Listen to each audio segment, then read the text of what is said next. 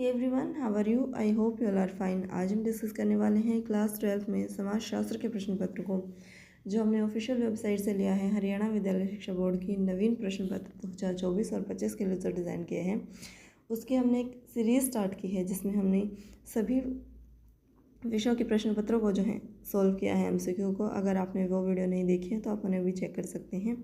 इससे पहले हमने sociology, political science, history, geography, public administration के साथ ही हमने फ़िलोसफी को भी जो है समझा है, उनके प्रश्न पत्र भी सॉल्व किए हैं।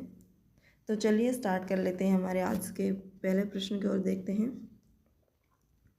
क्वेश्चन नंबर फर्स्ट है हमारा, समाजशास्त्र आपकी व्यक्तिगत परेशानियों एवं सामाजिक मुद्दों के बीच कड़ियों और संबंधों को उजागर करने में मदद कर सकता है। ये कथन जो है किसका है, स्टेटमेंट जो है वो किसके हैं? Sociology can help you uncover links and connections between your personal problems and social issues. Whose statement is this? Answer होगा हमारा सी जो है option number A, C Wright Mills, यानी ऑप्शन नंबर ए जो है वो हमारा करेक्ट हो जाएगा। आगे बढ़ते हैं क्वेश्चन नंबर 2 की ओर, जो कि है हमारा, कार्यशील वर्ग में आमतौर पर कौन से आयु वर्ग को शामिल किया जाता है? इसके अंदर हम इंक्लूड करते हैं जिनकी एज जो है वो 15 से 64 के बीच होती है, यानी ऑप्शन नंबर सी जो वो हमारा करेक्ट हो जाएगा। Which age group is generally include in the working class? 15 to 64। आगे बढ़ते हैं क्वेश्चन नंबर 3 की ओर, जो कि है, कौन सी जनगणना के अंतर्गत जाति के सामाजिक अधिक्रम के बारे में जानकारी एकत्रित करने का प्रयास किया गया था? Under which census was an attempt made to collect information about the social hierarchy of caste? ये क्या था? 1901 के अंदर, यानी 1901 के अंदर। अगला क्वेश्चन है हमारा क्वेश्चन नंबर 4, नाकरटारो की बैंकिंग व्यवस्था किस पर आधारित थी? On what was the banking system of नाकरटारो बेस्ड? ये बेस्ड थी हमारे कास्ट के ऊपर, तो आंसर क्या हो जाएगा? जाति, कास्ट के ऊपर। अगला क्वेश्चन है हमारा,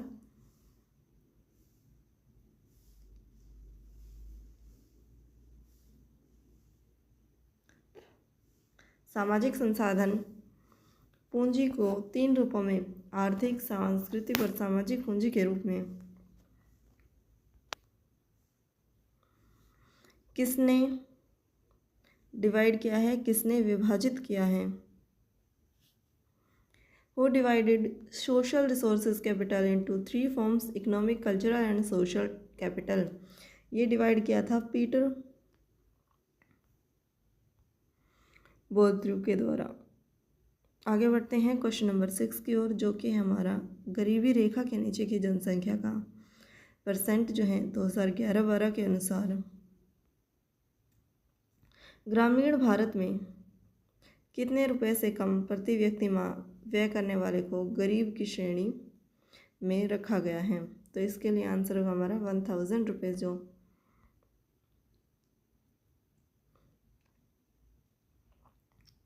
अगला क्वेश्चन है हमारा क्वेश्चन नंबर 7,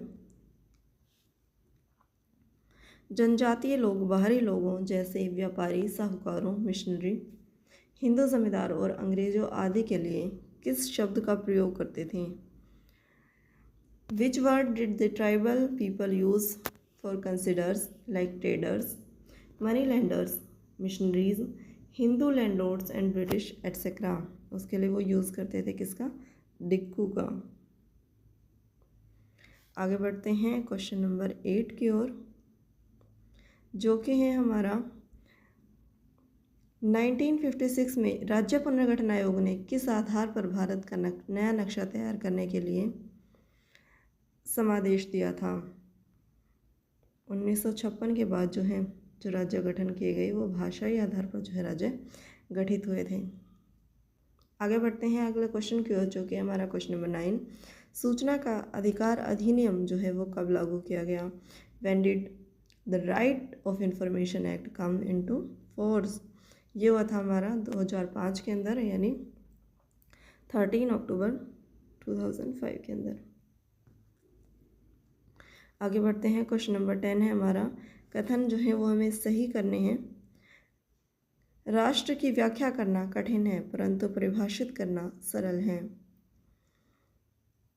अगर इसे हम सही करेंगे तो क्या होगा कि राष्ट्र की व्याख्या करना सरल है लेकिन परिभाषित करना कठिन है। आगे बढ़ते हैं क्वेश्चन नंबर 11 की ओर, जो कि हमारा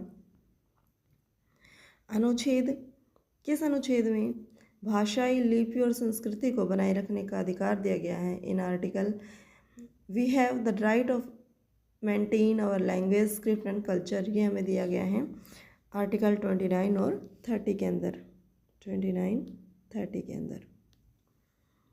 अगला क्वेश्चन है हमारा, राष्ट्रीय एकीकरण में बाधक क्या है? राष्ट्रीय एकीकरण में बाधा क्या उत्पन्न करता है?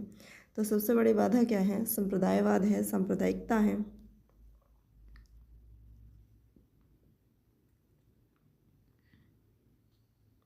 सांप्रदायिकता।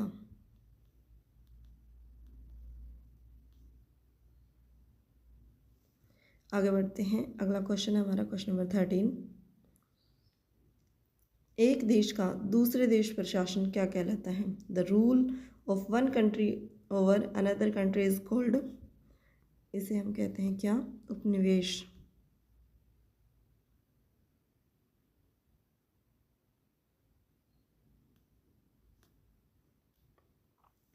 आगे बढ़ते हैं क्वेश्चन नंबर 14 की ओर।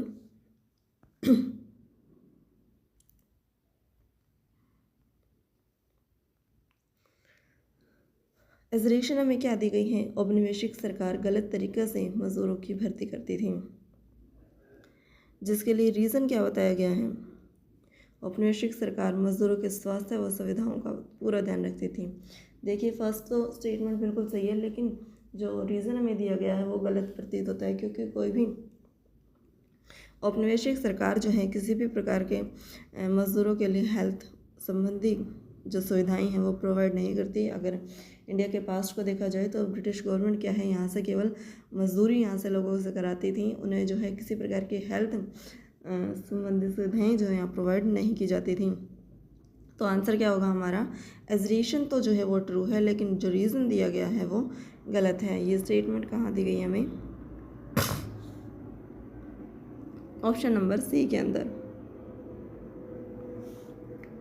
आगे बढ़ते हैं। क्वेश्चन नंबर 15 है हमारा। मुफ्त में की गई मजदूरी क्या कहलाती है? इसे कहते हैं हम बेगार।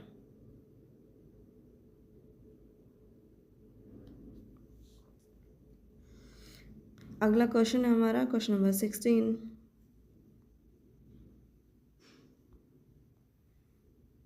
एजरेशन क्या दी गई है? हरित क्रांति ने समाज में विभेदीकरण को बढ़ावा दिया, और इसके लिए हमें रीज़न क्या बताया गया है? रीज़न बताया गया है अन्य कई क्षेत्रों में मजदूरों की मांग के कारण, मजदूरों की मांग और उनकी मजदूरी में भी इजाफा हुआ। देखिए, एजरेशन तो बात कर रहा है हरित क्रांति का, और यहाँ पर जो है रीज़न क्या बता रहा है? मजदूरों की डिमांड की, जो कि इससे बिल्कुल भी मेल नहीं खाता है। यानी कि एक तरीके से ये इसकी सही व्याख्या जो है वो नहीं होगी, यानी कि ऑप्शन नंबर बी जो है वो करेक्ट हो जाएगा। अगला क्वेश्चन देखते हैं क्वेश्चन नंबर 17।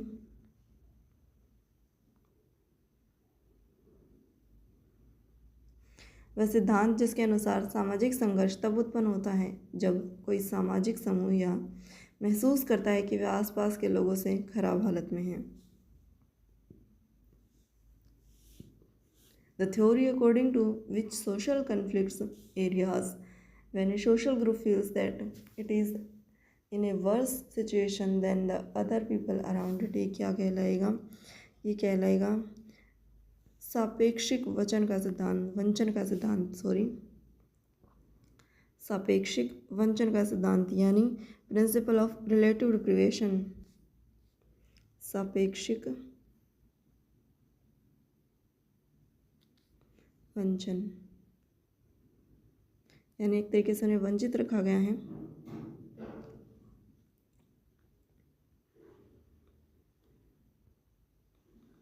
आगे बढ़ते हैं क्वेश्चन नंबर 18 की ओर, जो कि है मीडिया को लोकतंत्र का कौन सा स्तंभ कहा जाता है? बहुत ही इजी क्वेश्चन है। इसे हम कहते हैं कौन सा स्तंभ? चौथा स्तंभ कहते हैं। Which pillar of democracy is media called? Fourth, option number C correct हो जाएगा। अगला क्वेश्चन है हमारा question number 20। All India Radio की स्थापना जो है वो कब हुई थी? 1936 के अंदर जो है ये स्थापना होती है।